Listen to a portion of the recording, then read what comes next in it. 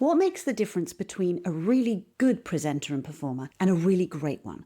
I went to a conference last week in Oxford all about trauma and transforming trauma. It had people like Dan Siegel, Bessel, Kolk, Esther Perel, and so many names I couldn't name check them all. And they were all really good at what they did.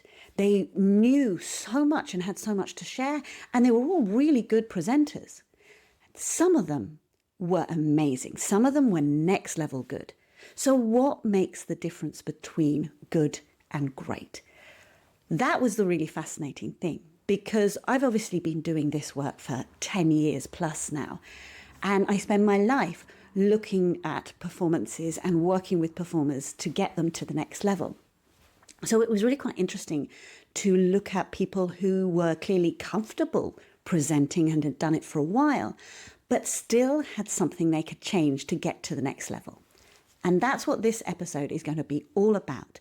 The difference between good and great, and what held some of these people back, in my humble opinion, from getting to the next level. Hi, I'm Hattie Volker, and you're listening to the Courageous Performer podcast, a podcast designed to help performers get to the next level, let go of their fears, and really step into who they are so they can feel comfortable and confident in front of any audience. So there were performers at this conference. There were presenters, but it's performers as well. There were presenters at this conference who had clearly done it before, were perfectly comfortable on stage to an extent, and were very intelligent and knew their stuff and knew how to express their stuff. But there was still something holding them back. It was like they were on stage talking about their stuff as if they were talking to themselves and sort of allowing us to listen. And I found that they were often stuck in their vernacular, stuck in their way of phrasing things. And it didn't feel like I was included in what they were talking about. Sometimes they would close their eyes to think, and that's absolutely fine. But it was almost as a protective mechanism. And it felt like I was on the outskirts of their world. There were also presenters there who had clearly practiced their presentation again and again and again and knew it, and they had a lot to share. And it wasn't like they were reading off a script. It certainly didn't feel like they were reading off a script. But it still felt like there was an armor, there was a defense, something between me and them. They didn't make eye contact, even though it was in a room where eye contact was totally possible. They would on occasions, and it was lovely when they did. But then when they looked at the audience, which they absolutely did, they looked with a sort of disconnection. And that was also really interesting to experience how I felt in that moment. And then there were people who were very much embodied and in themselves, but it felt like a performance. It felt like they were on show. And the interesting thing with that was when they actually got to talking about their stuff, the real technical detail of their stuff, that bit dropped and it stopped feeling like a performance. And suddenly I felt really connected with them. So they would go in and out of connection. The people who I felt most comfortable with, and this is the really interesting thing, because actually what I realized more and more, and I've been saying this in my podcast and in my videos for a while now, I felt safe and comfortable in their presence. And what went into making that up, it was they felt grounded and in their body. It felt like they were open to the energy coming from the audience. They would ask for responses from the audience, but even when they weren't asking for direct responses, it felt like they were open to receiving energetic, if that's not too woo-woo a term, energetic response. Because if you open yourself up to receiving stuff from the audience, you, on a micro level and a macro level, adapt your performance to meet your audience's needs. If you're not, because for some reason you're feeling defensive, if you're not open to that energy, then you miss out on meeting the audience's needs to the next level. So they were grounded, which made them feel very present, and they felt very present. They were open to energy coming from the audience. They were clearly comfortable in their own skin and in their own expertise. It didn't feel and it did with some, it didn't feel like they were defending their opinions or their expertise. It felt like they were sharing, and there was a fluidity to what they were saying, this idea that they didn't need to defend it rigidly because they could incorporate new ideas into it, because it felt really solid's the wrong term, but it felt that I want to use the word grounded. They were grounded in their own expertise. They'd come to it after a lot of questioning and after a lot of thought.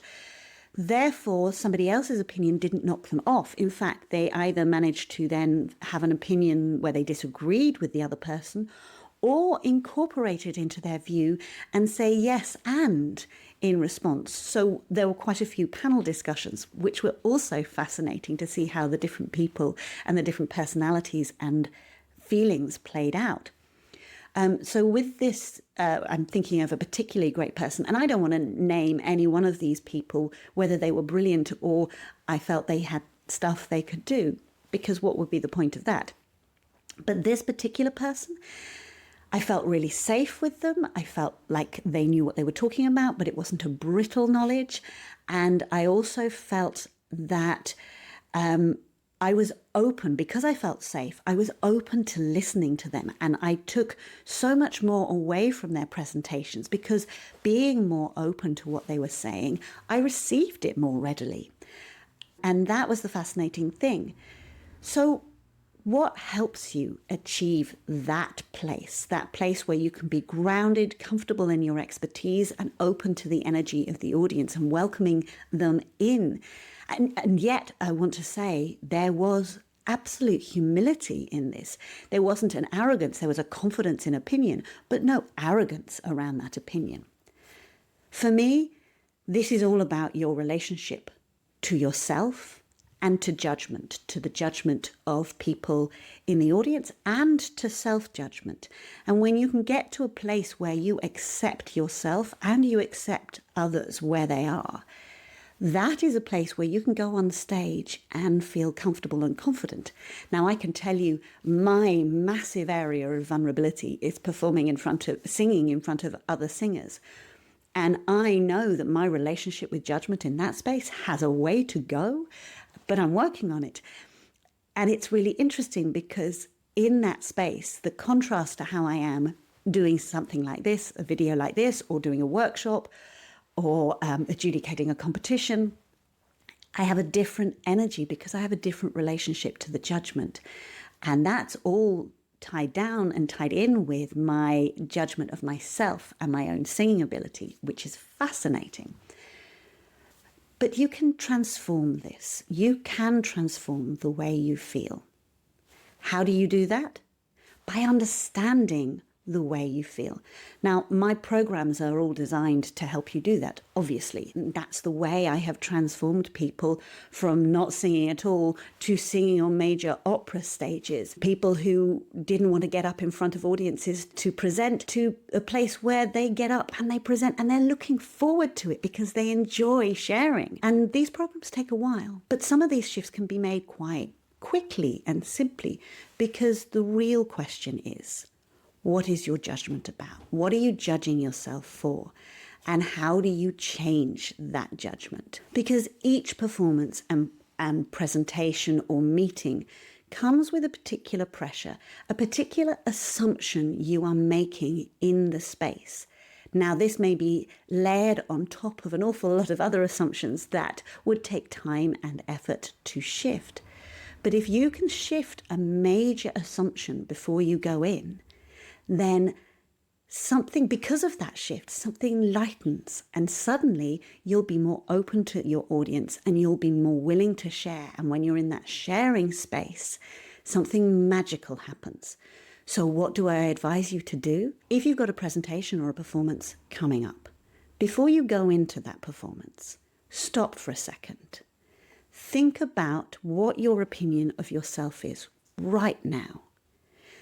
Ask yourself what you think your audience is expecting from you.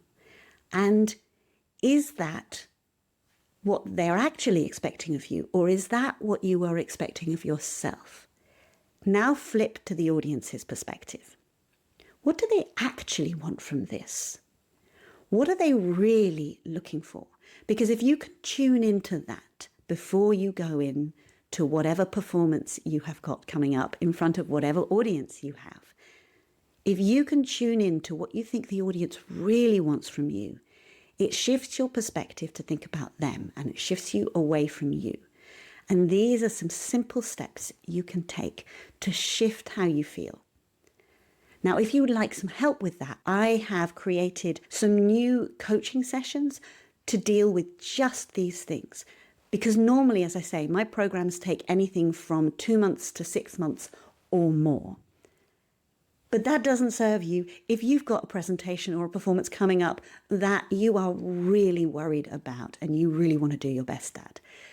So if you have that and you would like help shifting your perspective, help shifting that weight so you can feel more comfortable and confident doing that, then why not come and spend a few sessions or even just a single session of an hour and a half, and let's shift some of these assumptions you're making about yourself, judgment, and your audience so that you can go into your performance feeling comfortable and confident. If you'd like to know more, just message me and we can have a chat. But in the meantime, ask yourself, what is the assumption you're making about the upcoming performance? What are you assuming your audience wants? Is that actually what you want, not your audience wants? And then what is it your audience actually wants? And if you can take those steps, you will find that something will shift inside you.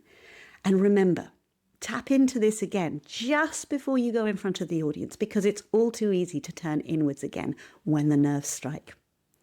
I hope that's been of some use. I'm Hattie Volker, and you've been listening to the Courageous Performer podcast.